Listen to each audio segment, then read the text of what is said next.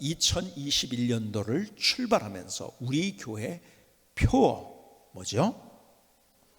기본이 능력입니다. 저희의 자주 볼 수 없어도 화상으로도 우리 손자 손녀들에게 가끔 기본이 그러면 상대는 손주들은 능력입니다. 그렇게 합니다. 한번 해볼까요? 기본이 네, 우리가 기본으로 돌아가자. 기본이 없는 인생은 꼼수로 사는 인생은 불행한 인생입니다.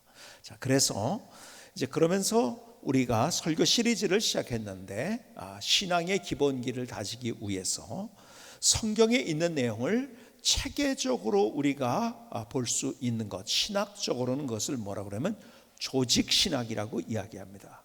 Systematic Theology, 조직신학이라고 얘기합니다. 혹은 교의신학, 혹은 체계신학이라고 얘기합니다. 그래서 하나님이 누구신가에부터 시작해서 이제 성경이 무엇이고 또 예수님, 성령님, 교회, 나는 누구인가 쭉 하는 그런 이야기들을 여러분과 함께 나누고 있습니다. 그래서 오늘까지 해서 이제 하나님이 누구신가, 그리고 다음 주일부터는 계시에 관한 이야기를 여러분과 나누게 됩니다. 그럼 하나님이 누구신가를 얘기하면서 신론을 얘기하면서 하나님의 존재에 관한 이야기를 첫 번째 여러분과 드렸고요. 두 번째는 전능하신 하나님, 우리와 비공유적 속성을 가지고 계신 하나님. 그런데 그 비공유적 속성 중에서는 자존하신 하나님, 영원하신 하나님, 편지하신 하나님, 어디에나 불변하신 하나님, 전능하신 하나님, 온 우주를 창조하신 하나님, 우리가 함께 보았습니다. 그리고 하나님의 속성 가운데는 공유적 속성이 있는데, 공유적 속성은 여러 가지가 있죠. 공의, 진실, 거룩, 이런 것들이 있는데, 특별히 우리가 하나님의 사랑, 우리와 공유한 것, 하나님의 형상으로 우리를 만드셨을 때 우리 하나님께서 우리에게 사랑을 담아주셨어요. 하나님의 사랑이 뭔가, 성경에서는 그것을 인자라고 표현합니다. 인자하심. 그래서 인자하심이라는 말은 헤세드라는 말인데요, 구약에 있는 인자하심, 이 다윗이 제일 많이 고백했던 단어이기도 하죠. 인자하심이라는 말이 시편에 무지하게 많이 나오죠. 근데 그것은 사랑이라고 말씀을 드렸어요. 근데 어떤 사랑? 나는 변해요. 그러나 변하지 않는 사랑, 하나님의 사랑은 절대적인 사랑, 완전하신 사랑, 그것을 인자라고 말씀을 드렸습니다.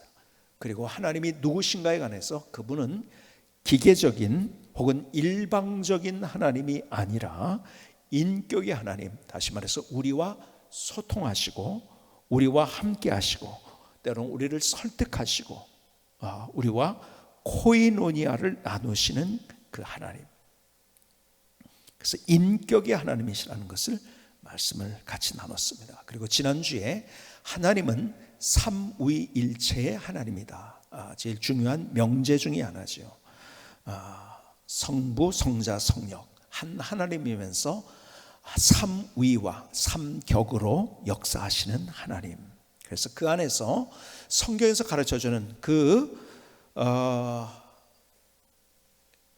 교리를 통해서 우리에게 보여주시는, 그리고 우리가 어떻게 삶을 살까를 보여주시는 것, 하나님이 그렇게 하셨기 때문에 우리도 공동체성을 회복해야 된다는 이야기를 여러분과 함께 나눴습니다. 그리고 지난 금요일에도 똑같이 우리가 예수님의 기도에 관한 이야기를 보면서 아버지와 아들과 성령이 하나 된 것처럼 저희들도 하나가 되게 하옵소서 하신 주님의 기도처럼 우리가 그렇게 하나가 되어야 된다 하면서 제가 금요 기도회 때 이런 말씀을 드렸어요.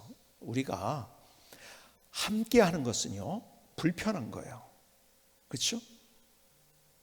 내가 낯선 곳에 같이 조인한다는 것은 쉬운 일이 아니에요. 불편한 거예요. 그렇죠? 편리한 건 나 혼자가 편리한 거예요. 그래서 세상 사람은, 이 세대는요, 편리한 것을 혹은 편한 것을 쫓아가는 시대예요. 그것을 따라서 발명이 되고, 그리고 그런 삶의 논리로 우리의 삶을 살아가고 있어요. 편리한 게 좋다, 편한 게 좋다, 나를 귀찮게 하지 마라. 이 시대 사람들 그렇게 살아가고 있어요. 근데 편리와 편한 것을 쫓아가는 인생은 바보 같은 인생을 살아가는 거예요. 여러분, 불편해도 우리가 불편을 넘어서야 될 것들이 있어요. 자, 학생들이 뭐가 편해요? 쉬는 게 편하죠. 노는 게 편하죠. 컴퓨터 게임하는 게 훨씬 편하죠. 재미있고, 그렇죠? 그런데 불편한 것을 넘어설 때 공부할 수 있어요. 그럼 미래가 열리는 거죠, 그렇죠? 우리의 삶 속에서 그냥 침대에 있고요, 누워 있고 앉아 있고 편한 거예요. 그런데 편하면은 바보가 되는 거예요. 그리고 불편해도 일어서서 운동할 때 건강도 좋아지는 거고요. 여러분, 우리의 삶이 불편한 것을 넘어설 수 있어야 된다. 그래서 요즘 우리가 방송을 하고 있는데요, 목요일 방송에는 요즘 가족 공동체들을 소개하는 그런 시간을 우리가 하고 있어요. 근데 똑같은 이야기예요. 반복적인 이야기 중에 하나가 뭐냐면, 사실은 와서 같이 가족 공동체, 옛날 구역이죠, 함께 예배를 드리자고 할 때 가면은 또 신경 써야 될 거 많고 불편하죠, 그렇죠?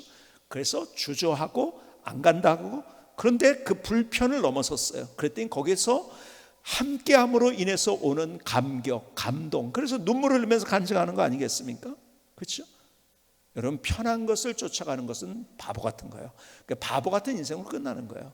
나 혼자 내 마음대로 산다는 것, 내 편한 대로 산다는 것은 불행한 인생으로 마감하는 거죠. 우리가 불편을 감수할 수 있어야 된다. 그래서 우리의 공동체가 회복돼야 된다는 말씀을 같이 나눴습니다. 자, 그러면서 오늘 삼위일체의 하나님에 관한 이야기를 한 번 더 드립니다. 함께 오늘 본문의 말씀은 고린도후서 13장 13절은 우리가 축도할 때 인용하는 성경 구절입니다. 그렇죠? 주 예수 그리스도의 은혜, 예수 그리스도의 은혜와 하나님의 사랑과 성령의 교통하심이 너희 무리와 함께 있을지어다. 예수님의 십자가의 은혜, 하나님의 사랑. 그러니까는 예수님을 얘기할 때 은혜를 얘기하고, 하나님을 얘기할 때는 사랑을 얘기하고, 성령님을 얘기할 때는 교통하심을 얘기합니다. 교통이 뭐죠? 감동, 감화? 교통이 뭘까요? 교통이라는 말은요, 소통한다는 거예요. 교제한다는 거예요. 그래서 교통하심이라는 말을 원래 언어인 헬라어로 할 때 단어가 뭐죠? 예? 역시 수준이 있으셔. 한국말을 하면 헬라어를 할 줄 아세요. 코이노니아입니다. 거기에 원문이 성령의 교통을 하심을 얘기할 때 코이노니아예요. 코이노니아. 뭐요? 교제하심이에요. 성령님 안에서 성령님과의 교제, 이게 교통입니다. 교통이라는 말은 우리나라 말로도 무슨 말이에요? 왔다 갔다 한다는 거예요. 왔다 갔다 한다는 거. 그렇죠? 자, 그런데 보세요. 그렇게 우리가 축도할 때 우리에게 주시는 축도의 내용 가운데 우리에게 주시는 중요한 메시지 중에 하나가 이거예요. 자, 세 인격, 성부, 성자, 성령님, 그분은 시간상 전후가 없습니다. 성경에 있는 내용이 그거예요. 시간상 전후가 없어요. 예수님은 창조의 가치가 우리와 함께 우리의 형상대로, 우리가 같이 지난주에 봤죠, 지위상 고하가 없습니다. 다시 말해서 세 인격은 같이 균형을 가지고 있다는 거예요. 자, 성부와 성자와 성령, 예수 그리스도의 은혜, 그것 때문에 우리가 하나님이 누군지를 알게 된 거예요. 하나님을 만나게 된 거예요. 하나님의 사랑, 성령의 교통, 성령 안에서의 교제, 교통이 너희 무리와 함께 있을지어다. 우리에게 있는데 그 안에 있는 핵심 포인트 가운데 하나는 뭐냐면 성부, 성자, 성령의 균형감입니다. 균형. 여러분, 삼위일체 하나님을 통해서 우리에게 보여주는 정말 중요한 메시지가 있다고 한다면 우리의 삶, 어떻게 아름다운 삶이 세워질 수 있을 것인가, 그것은 균형이라고 말씀하고 있어요. 자, 우리가 창조의 원리도 이거예요. 균형이 있기 때문에 우리가 존재하는 거예요. 자, 지구가 태양을 중심으로 공전을 합니다. 자전을 하면서 공전하죠. 그런데 공전하는 속도, 태양 주위를 도는 속도가 어느 정도 될까요? 여러분, 그야말로 얼마나 빠른지 시속 10만 킬로입니다. 10만, 정확하게 7천 킬로인가요? 10만 킬로가 넘습니다. 감이 잘 안 오죠. 10만 킬로를 간다는 것. 그래서 그것을 초속으로 보니까 초속 몇 킬로를 가는지 아십니까? 초속 30킬로를 가요. 여러분 느끼지 못하고 있어요 지금, 그렇죠? 근데 지금 지구는 돌고 있어요, 태양을 중심으로. 근데 초속 똑딱 벌써 30킬로 갔네요. 똑딱 벌써 또 30킬로. 여러분 느끼지 못한다고 없는 것이 아니고, 존재하지 않는 것이 아니고 없는 것이 아니라는 거예요, 그렇죠? 우리가 느끼지 못하지만 우리가 태양 주위로 같이 그렇게 돌고 있어요. 얼마나 빠릅니까?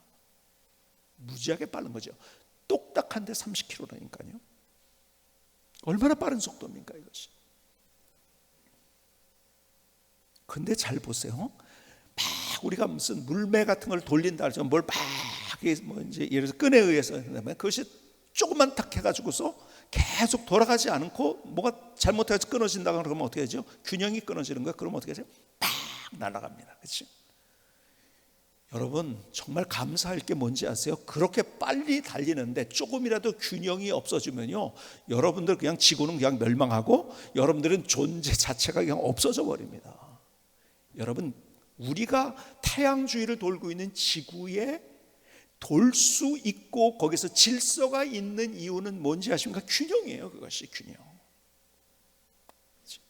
누구도 그것은 생각할 수 없는, 창조할 수 없는, 만들어질 수 없는 그 균형, 하나님께서 만드신 거죠.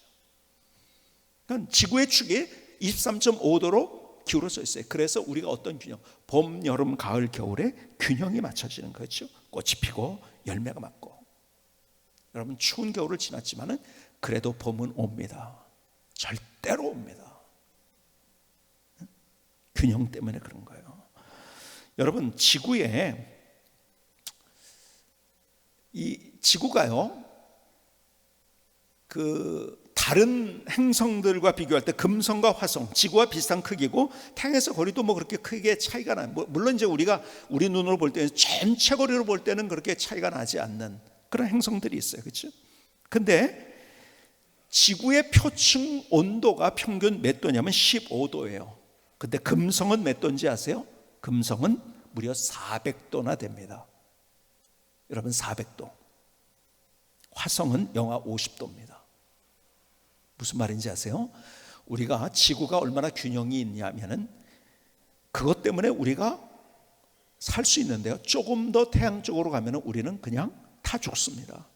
조금만 더 뒤로 가면 우리는 얼어 죽습니다. 생명 자체가 존재하지 않는 거예요. 그것이 균형인 거예요. 여러분 사실 균형 때문에 우리가 이렇게 존재하세요. 자연의 질서도 균형이에요. 균형이 깨지면 모든 것이 무너지는 거예요. 그래서 균형이 얼마나 중요한지요. 여러분 건강한 식사를 하기 위해서, 건강해지기 위해서 제일 중요한 것이 뭔지 아세요? 저에게 가끔 물어봅니다, 사람들이. 목사님 건강을 위해서 뭘 잡수세요? 뭐라고 제가 대답할까요? 그냥 균형 잡힌 식사를 합니다. 여러분 사람들은요 자꾸 이걸 먹으면 건강해질까, 저걸 먹으면 건강해질까, 그걸 쫓아다녀요. 제가 전에 한번 말씀드렸죠. 제가 아는 분이에요. 양파가 좋다고요. 양파, 밥에다 양파를 넣고 양파국을 끓이고 양파즙을 먹고요, 양파 김치를 만들고, 해가 양파를 그렇게. 근데 심각한 질병이 걸린 거예요. 여러분 아무리 좋은 것도요, 그거 계속 먹으면 그거 독이 된다는 거 아십니까? 균형 잡혀야 되는 거예요. 균형 잡혀야 되는 거예요. 그래서 요즘 또 이런 얘기들을 갖고 와서 하시는 분들이 있어요. 다이어트를 했습니다. 그런데 탄수화물을 안 먹고 단백질만 먹어, 뭐 닭가슴살만 먹었대나요? 뭐 그러면서 뭐 그냥 그래서 살 빠진 얘기를 해요. 여러분 그 좋은 거 아닙니다. 왜 그런지 아세요? 당장은 좋게 보일지 모르지만 장기적으로는 좋은 게 아니에요. 왜? 우리 몸의 밸런스가, 균형이 깨지는 거예요. 골고루 먹도록 우리를 하나님이 창조하셨어요. 그러니까 균형감 있게. 제가 소금 얘기를 드린 적이 있죠. 어떤 분은요 소금이 안 좋아, 뉴스에 소금 좋다고 나온 거 뉴스 본 적이 있습니까 여러분들? 여러분 뉴스를 자꾸 따라가지 마세요. 그러니까 뉴스에 소금이 좋다고 나온 적 거의 못 봤습니다. 근데 소금이 나쁘다는 얘기는 무지하게 많이 나왔어요. 진짜 소금이 나쁠까요? 여러분 소금이 없으면 난 죽습니다. 그냥 내 몸에 이 전체가 밸런스를 유지하고 몸의 순환이 될 수 있는 건 소금 때문에 그런 거예요. 소금이 없으면요, 염증 수치가 그냥 올라가 버립니다. 여러분, 소금 좋은 거예요. 왜 소금을 박대하십니까? 왜 뉴스에서는 소금이 좋다는 얘기를 한 번도 들은 적이 없어요. 근데 좋은 거예요. 그거 없으면 우린 죽습니다. 병균에 대항하지도 못해요. 염증 수치가 올라갑니다. 과하게 먹으면 안 좋은 거죠. 그 얘기를 하는 거예요. 그러니까 자꾸 어떻게 하면 저염식을 지나가지고 어떤 분은 무염식을 합니다. 여러분, 그거 조심해야 됩니다. 몸 망가집니다. 균형이 있어야 돼요. 근데 우리 몸은요, 하나님이 창조할 때 균형을 맞추도록 해주셨어요. 그래서 안 들어왔는데 만들지 못하잖아요. 그렇죠? 근데 들어왔는데 너무 과하면 그것을 균형감 있게 배출하는 능력이 우리 몸 스스로 있는 거예요. 그러니까 안 먹는 거에 더 위험한 거라는 거예요. 아세요? 먹으면요, 우리가 짜게 먹었을 때 여러분 느끼잖아요. 아우, 물 먹고 싶다고. 왜요? 내 몸에서 스스로 밸런스를 맞춰주는 거예요. 그것이 하나님은 우리를 그렇게 창조하셨어요. 균형이 있어야 되기 때문에. 그러니까 여러분, 안 먹는 게 더 안 좋은 겁니다. 아시겠죠? 제 말씀은 그러나 뭘 얘기하느냐, 균형이 중요하다는 거예요. 여러분, 우리가 일상의 모든 것들 가운데 균형이 깨져 있어요. 경제도 정치도 모든 면에 얼마나 균형이 깨져 있는지. 하나님께서 우리에게 균형 있는 삶을 살라고 말씀하세요. 자, 신명기를 보시면 신명기의 뜻이 뭘까요? 신명기, 신명나는 이야기 뭐 그런 걸까요? 무슨 뜻일까요? 신명기는요, 신자가 거듭 신자입니다. 다시. 명 뭐죠? 하나님의 말씀. 하나님의 말씀을 거듭 줬다는 거예요. 거듭 줬다는 거. 그래서 영어로 얘기해도요, 신명기를 뭐라고 하냐면 영어로 듀토라노미라고 얘기합니다. 그러니까 미국 사람들은 T자 발음을 잘 안 하니까 듀로라노미 그럽니다.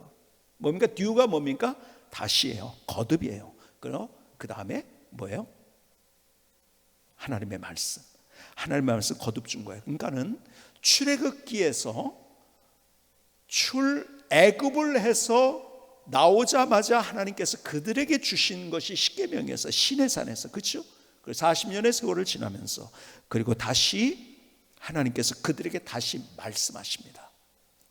다시 그 하나님의 말씀을 반복합니다. 성경에 보니까요, 하나님의 말씀은 언제든지 반복이에요. 신명기에 똑같이 뭐가 나오는지 해서 또 십계명이 나와요. 성경은 반복입니다. 가만히 보니까요, 성경은 굉장히 반복이더라고요. 그러니까 좋은 말씀을 그냥 말씀을 듣는 것이 아니라 우리의 삶에 되기 위해서 성경은 계속 반복을 합니다.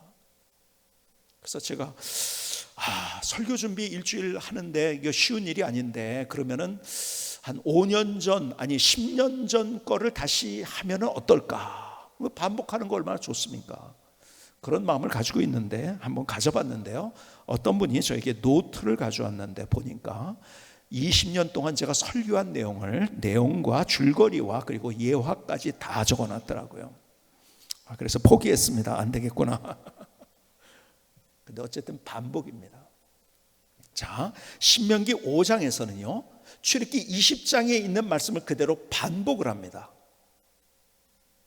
그러니까 십계명의 말씀을 주시고요, 너희들이 이렇게 삶을 살아야 된다를 주시면서, 그러면서 결론적으로 이렇게 말씀하세요. 이런 전체의 말씀 십계명을 주시면서, 그러면서 결론적으로 그래서 이걸 가지고 이렇게 살아야 된다는 것을 말씀하시는데, 신명기 5장 32절에서 이렇게 말씀합니다. 그런즉 너희 하나님 여호와께서 너희에게 명령하신 대로 너희는 삼가 행하여 좌로나 우로나 치우치지 말고, 좌로나 우로나 균형을 잡으라는 거예요. 그렇죠? 그리고 너희 하나님 여호와께서 너희에게 명령하신 모든 도를 행하라. 그러면 너희가 살 것이요 복이 너희에게 있을 것이며 너희가 차지한 땅에서 너희 날이 길리라. 하나님의 복을, 하나님의 드라마를 경험할 수 있는 비결은 하나님의 말씀이 우리에게 주어졌어요. 근데 그 말씀 붙들고 균형 있는 좌우로 좌우로 치우치지 말라. 다시 말해서 균형감 있게 인생을 살라. 자, 모세 시대가 끝나고 모세 다음 후계자로 하나님께서 여호수아를 세우십니다. 그리고 여호수아를 세우시면서 신명기 다음 여호수아에서 1장 7절은 하나님께서 여호수아에게 이렇게 말씀합니다. 오직 강하고 극히 담대하여 나의 종 모세가 내게 명령한 그 율법을 다 지켜 행하고 우로나 좌로나, 여긴 또 아까는 좌로나 우로나 있잖아요. 근데 여기는 우로나 좌로나. 야, 균형이 있어야 하여간. 우로나 좌로나 치우치지 말라. 그러면 어디로 가든지 형통하리니. 균형 있는 삶을 살라는 거예요. 얘기하면, 한마디로 얘기하면 그럼 형통한다. 여러분이 형통이란 단어를 누구에게 제일 잘 묘사를 했는지 아십니까? 형통이란 단어를 묘사할 때 요셉의 이야기를 할 때 형통이라는, 그가 형통하였더라. 형통하였더라. 자, 보세요. 요셉은 어떤 사람입니까? 어쩌면 가장 어려운 일을 제일 많이 만났던 사람이에요. 형들에게 왕따 당했잖아요. 그렇죠? 죽일 뻔했잖아요. 노예로 팔려갔잖아요. 열심히 뭔가 해가지고서 보디발의 인정을 받았어요.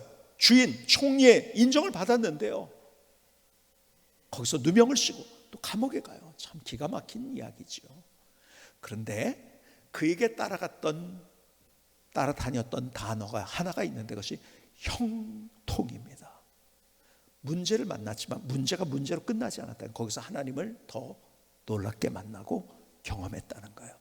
마침내 애굽의 총리가 되고 자기 민족도 살리고 근동 지역의 모든 사람들을 살리는 기가 막힌 하나님의 사람. 여러분, 어려움 속에서도 주님이 함께 하신 것을 경험했을 뿐만 아니라 그것을 마침내 역전의 드라마로 만들어버린 그 사람을 향해서 성경은 계속해서 형통했다고 이야기를 합니다. 문제 있을 때도 그에게 형통했다고 이야기합니다. 왜요? 하나님이 함께 하시고 문제 가운데 그를 위로해 주시고 그의 손을 붙잡아 주시고 그와 함께 가시고 그에게 말씀하시고 그를 일으켜 주시고 마침내 하나님의 드라마를 보여주셨기 때문에. 근데 오늘 본문에 여호수아 1장 7절에 보니까 뭐라 그러면 우리가 균형감 있는 삶을 살아갈 때 그런 형통한 삶을 살아간다고 말씀하십니다. 잠언 4장 27절에도 이렇게 말씀합니다. 좌로나 우로나 치우치지 말고 내 발을 악에서 떠나게 하라. 좌로나 우로나 치우치지 말고. 여러분, 치우치면 안 되는 거예요. 극으로 가면 안 되고 우리가 우리의 삶 속에서 균형감 있는 삶을 살라고 말씀하세요. 결국 불행한 사람은요, 극으로 가는 사람이에요. 자존심이 센 사람이 있죠. 저 사람 자존심이 굉장히 세. 어때요? 내가 본 중에서 제일 자존심이 센 것 같아. 근데 그 사람의 속을 들여다보면 뭔지 아십니까? 그 사람에게는 자존감이 낮습니다. 자존심이 센 사람은 대부분 자존감이 낮습니다. 그래서 자꾸 의도적으로 그렇게 하는 거예요. 뭡니까? 극쪽에 있다는 거예요, 다. 그럼 불행한 인생인 거예요. 그러니까 우리가 정치적으로도 그렇고 경제적으로도 그렇고요. 여러분, 균형이 없어지면은요, 싸움과 갈등과 무너지는 거예요. 여러분, 정치적으로도 극우가 있고 극좌가 있어요. 근데요, 두 개는 극으로 가면 갈수록 뭐가 되는지 아십니까? 결국은 독재입니다. 독재. 히틀러가 그렇잖아요. 국민의 영웅이었어요. 국민들의 진짜 거의 100% 가까이 막 지지를 하고. 왜요? 무너졌던 경제가 살아나니까요. 결국 뭐가 됐습니까? 극우는 어디로 갔는지 아십니까? 독재로 갔어요. 전체주의 국가로 가게 된 거예요. 반대로 극좌, 스탈린 같은 사람도 결국 어디로 가냐? 전체주의 국가로 가는 거예요. 독재로 가는 거예요. 극으로 가면 안 된다는 거예요. 여러분, 역사가 이것을 또 증명해 주고 있어요. 이념적으로도 그런 거예요. 근데 재미있는 것은요, 그 스탈린과 그 다음에 히틀러, 두 사람은 누구의 영향을 많이 받았냐면, 재미있는 것은 니체의 영향을 많이 받았다는 거예요. 역사의 아이러니죠. 극으로 간 두 사람, 니체의 영향을 받은 거예요. 여러분, 우리의 삶 속에 뭐든지 균형감이 있어요. 여러분, 교회에서도 그런 거예요. 어떤 분은요, 목사님들을 자꾸 죄인을 만들고 영웅이 되는 분들이 있어요. 저는 이것에 대해서는 반대인데요. 자, 자꾸 그래서 교회를 건축하는 목사님들을 다 죄인 만드는 거죠. 아, 우리 교회는 교회 건축 안 해. 왜 교회 건축을 해, 거기에? 그것 가지고서 뭐 딴 거 해야지. 맞는 말인 것 같죠? 여러분, 자, 그런데 보세요. 첫 번째 문제가 뭐냐면, 그것의 문제가 뭐냐면, 첫 번째, 교회를 안 짓고, 예를 들어서 어디에요? 강당이라는 걸 빌려서 하잖아요. 그러면 예산이 절약될 것 같아요? 아니에요. 훨씬 더 예산이 많이 들어갑니다. 인건비도 더 많이 들어가요. 왜? 금요일서부터 막 그냥 예배 드릴 때마다 다 다시 뒤집는 거예요. 남의 거 사용하니까. 그거를 해야 되는 인건비. 거기다가요, 그걸 빌리는 값이 보통 비싼 게 아니에요. 여러분, 교회를 해가지고 뭐 예를 들어서 금융 비용보다도 몇 배가 더 비싸요. 제가 한번 봤어요, 그것을. 그러니까 교회 안 지면 돈이 막 남아가지고서 뭘 할 수 있다. 아니에요. 더 못합니다. 더 선교를 못합니다. 속에 들여다보면. 근데 재미있는 거는요, 그렇게 했던 분들이 지금 다 어떻게 됐느냐. 코로나 때문에 있던 곳에서 다 쫓겨났어요. 예배를 드릴 데가 없게 된 거예요. 왜? 요즘 교회가 예배 드린다고 하면 다 안 된다고 하잖아요. 여러분 보세요. 어떻게 우리에게 가장 중요한 것이 의식주의 가장 기본적인 거. 그런데요, 의식주도 과하면 문제가 되는 거예요. 그런데 그거 없이는 못 사는 겁니다. 여러분, 교회 건물이 없는데 어떻게 우리의 이 세대들을 교육할 수 있겠습니까? 우리가 제대로 예배를 드릴 수 있습니까? 그렇죠? 과한 게 문제인 거예요. 계속 그래가지고 막 멋있게 보였던 어떤 목사님이 있어요. 제가 뭐 실명을 하면은 좀 그렇지만요. 막 교회 진 사람들은 다 그냥 죄인이에요. 본인은 영웅이에요. 근데 결국 이분이 교회가 이제 부흥을 했어요. 그래서 많은 사람이 야, 이분 대단하다. 근데 결국 어떻게 했는지 아십니까? 이분이 교회를 지으면 안 된다고 했잖아요. 그렇죠? 그래서 교회를 안 졌어요. 그리고 교회를 굉장히 비싼 건물을 샀습니다. 교회는 안 졌대요. 여러분, 과한 게 예배당을 너무 과하게 짓는 것도 문제고, 그것이 없이 뭘 할 수 있다는 것도 그것은 문제고, 여러분 중요한 것이 뭐냐? 균형감이 중요하다는 거죠. 균형. 우리 교회가 분립을 같이 기도하고 있어요. 우리 성도님들이 같이, 모든 성도들이 모인 자리에서 같이 우리가 그 많은 과정을 거쳐가지고 분립하기로 결정을 하고, 그리고 이제 그것을 준비하고, 이제 우리의 목표가 이번 올해 중반까지는 분립개척 예배를 드리는 것이 목표인데요, 우리 추진위원들이 열심히 잘하고 계십니다. 자, 그런데 보세요. 왜 그렇게 하는지 아세요? 결국은요, 교회가 균형이 깨져버린 거. 어떤 균형이냐면, 그러니까 교회 전체를 볼 때 균형이 깨진 건 큰 교회, 초대형 교회와 작은 교회로 나눠서 중간에 교회가 없는 거예요. 그럼 경제도요, 양극화가 되면 무너지는 겁니다. 그래서 자, 고려가 무너진 이야기, 여러분, 이성계 때문에 고려가 무너진 건가요? 아니요. 이성계는 그냥 그때 있었던 인물일 뿐이에요. 이성계가 고려를 무너뜨리고 조선을 만든 것이 아니고, 그때 고려가 어떤 나라가 됐느냐? 권문세가들이 모든 것들을 다, 몇 명 되지 않는 권문세가들이 모든 걸 다 가졌어요. 백성들은 그 어떤 분의 표현대로 바늘 하나 꽂을 그런 땅이 없었던 거예요. 그러니까 격차가 너무 커진 거예요. 균형이 없어진 거예요. 그러니까 거기에서 사람들이요, 원성이 일어나기 시작하는 거예요. 결국 모든 나라들은 그런 그 제국과 나라가 무너진 이유 중에 가장 중요한 이유는 격차 때문에 그렇게 됩니다. 그러니까 균형감이 없어진 거예요. 경제적으로도 중산층이 많아야 된다는 얘기를 하잖아요. 그렇죠? 그래야지 좋은 나라가 된다. 격차가 커질수록 문제가 생기는 거죠. 고려가 그랬던 거죠.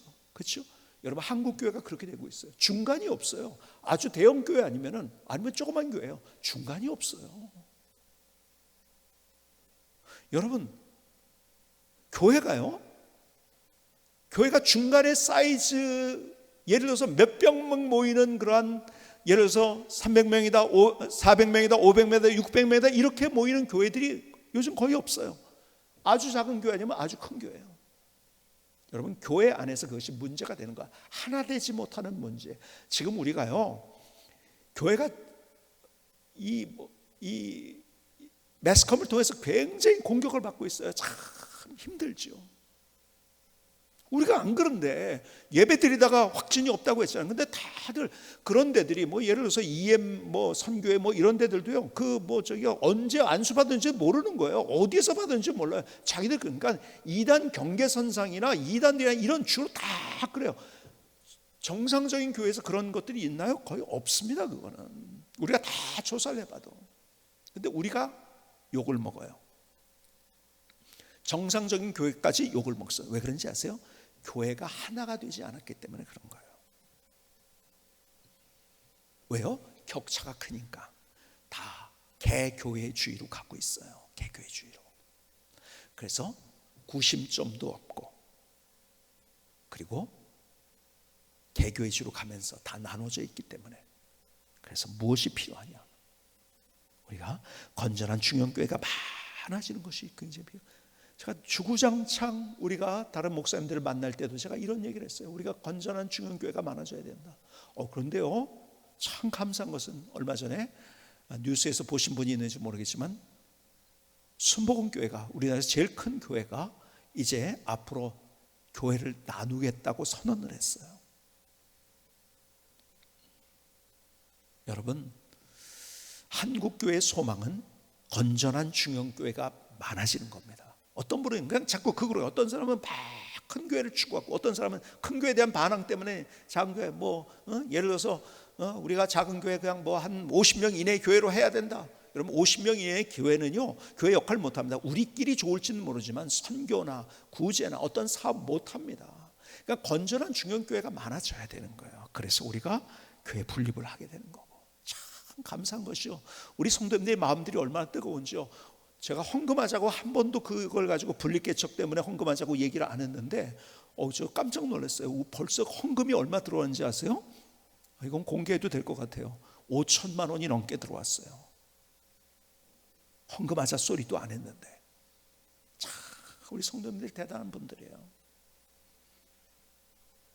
큰 교회 작은 교회를 나눠주면 안 돼요. 함께 가기 위해서는 우리가 교회를 함께 가야 된다고 했잖아요. 그리고 우리 교회만 잘 되면 안 된다고 했잖아요. 그렇죠? 함께 잘 돼야 되는데 그러기 위해서는 건전한 중형교회가 많아져요. 여러분, 그것이 뭔지 아십니까? 그것이 바로 어느 곳에 치우치지 않는 균형감인 거예요. 그것도. 예배도 마찬가지예요. 예배. 여러분, 예배를 한번 생각해 볼까요? 예수님께서 수가성 여인이 예수님 앞에 질문합니다. 이런 질문을 했어요. 요한복음 4장 20절로 21절에 우리 조상들 이 산에서 예배했는데 당신들의 말은 예배할 것이 예루살렘에 있다 하더이다. 지금 얘기하는 그리심산이에요. 여기서 예배됩니까? 저기서 해야 될까요?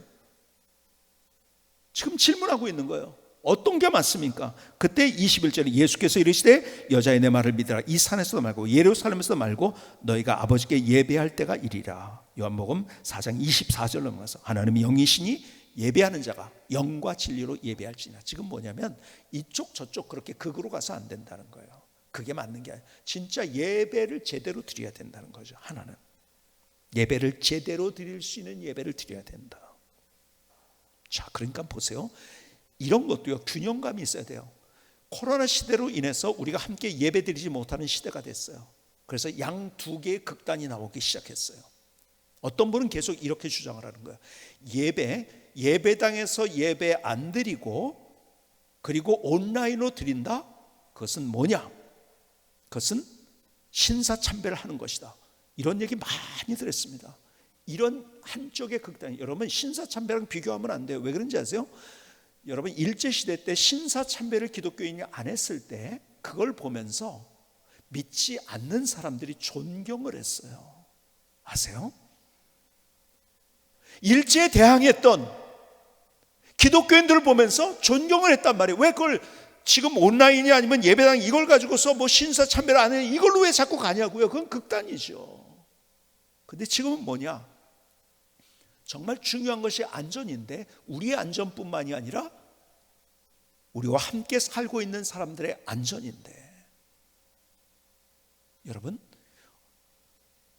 우리가 예배를 막 고수하고 다 와라, 다 와, 여기서 예배 드려, 이러면 어떻게 되는지 아십니까? 그 다음부터는 신사 참배할 때는요, 안 할 때는요 존경받았어요. 근데 지금 그렇게 만약에 간다고 하면요, 모든 사람들이 그야말로 교회는 악마의 소굴이라고 얘기할 거예요, 오히려.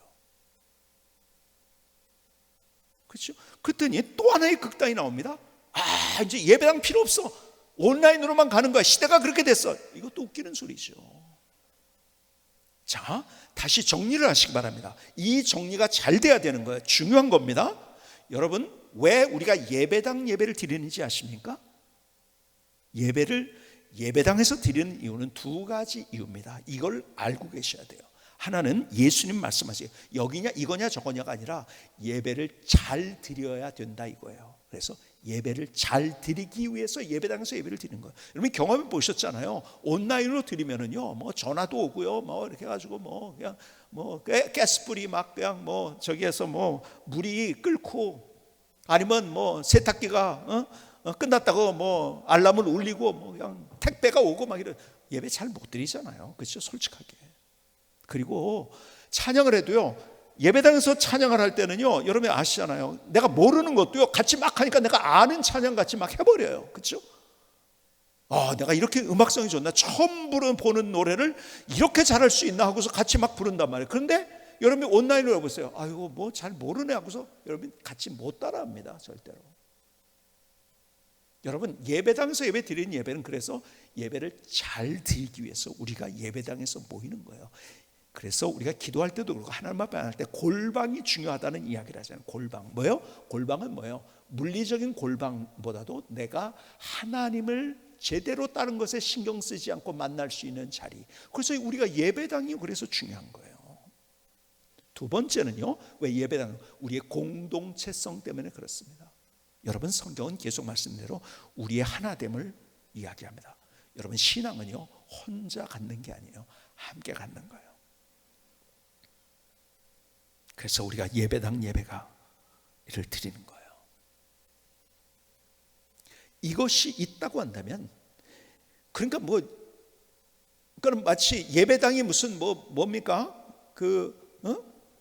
성전처럼 그렇게 생각하고 여기에서만 예배 드려야지 뭐 어쩌나 이런 것이 아니라, 내가 어디서 하나님을 제대로 드릴 수 있는, 근데 제대로 드릴 수 있는 데가 예배당이라는 거예요. 그렇죠?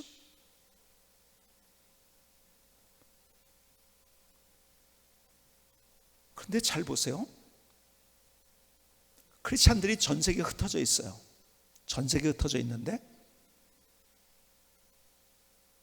그 크리스찬들이 이스라엘에서는 예배를 무슨 요일에 드릴까요? 네? 토요일에 드립니다. 자, 그렇다면 저기 뭡니까? 아랍 쪽 또 모슬렘권에도 교회들이 있어요. 거기에 있는 교회들은 언제 예배를, 무슨 요일 날 예배를 드릴까요?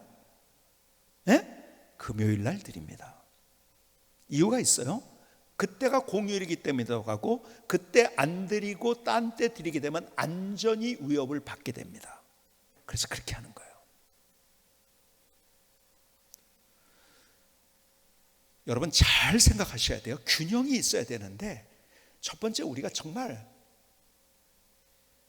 하나님 앞에 어떻게 예배를 제대로 드릴 수 있느냐, 이것에 우리의 관심이 있어야 되는 거예요. 어디에서 드리는 거, 여기냐 예루살렘이냐 그리심산이냐, 이게 중요한 것이 아니라 예수님께서는 내가 어떻게 예배를 잘 드리냐에 관심이 있는 거예요. 그래서 우리가 예배당에서 드릴 때, 여러분이 경험적으로 보세요. 예배당에서 드릴 때 제일 예배를 잘 드리는 거예요. 그래서 우리가 예배당 예배를 드리는 거예요. 그러니까 여러분들이, 그래서 제가 여러분들에게 그러나 지금은 안전 때문에 그러는 거예요. 근데 있는 곳에서 예배를 잘 드리자는 거예요. 저는 그래서 여러분들에게 한 번도 제가 코로나 시대에 예배당 예배에 와서 예배 드립시오 강요한 적 없어요, 제가. 그렇죠? 왜 그런지 아세요? 우리의 안전도 중요하지만 우리의 이웃의 안전도 중요하기 때문에, 그렇기 때문에 내가 그건 임시적인 거예요. 마치 뭐예요? 그냥 텐트 속에서 그냥 예배 드리듯이 내가 살듯이 하루 그렇게 하는 거예요. 그러나 다시 우리가 예배를 드릴 때는 같이 예배를 그렇게 드려야 돼요. 왜? 예배를 제대로 드릴 수, 우리가 그 균형감이 있어야 된다는 거예요. 우리의 삶 속에 이 균형감이라는 것이 얼마나 중요한가. 이단들을 보면 균형감이 깨져 있어요. 그렇죠? 가족 버리라는 거예요. 그냥 여러분, 균형감이 있어야 돼요. 우리의 가정과 회사와 일터와 교회와 이 균형감을 우리가 잘 갖는 게 진정한 신앙인 거예요. 그러니까 이단들 보면은요, 신앙하고 상식하고를 구별을 못합니다. 그 뭔지 아세요? 균형감이 깨져 있는 거예요. 여러분, 상식도 하나님이 우리에게 주신 거예요. 논리도 우리에게 하나님께서 주신 거예요. 그 신앙과 상식을 구별하지 못하고 한쪽으로 쏠려 있으면 다 이단들이 되는 거예요. 그렇죠? 그러니까 성경은 우리에게 계속 말씀하는 균형감을 얘기하고 있어요. 균형감을. 오늘 하나님께서 온 삼위일체 하나님이 균형이 뭔지, 그리고 균형이 있을 때 우리가 우리의 삶, 하나님의 형통을 경험하는 삶을 산다고 약속하십니다. 그 은혜가 임할 수 있기를 주님의 이름으로 축복합니다. 김성교 선생님의 찬양을 들으시겠습니다.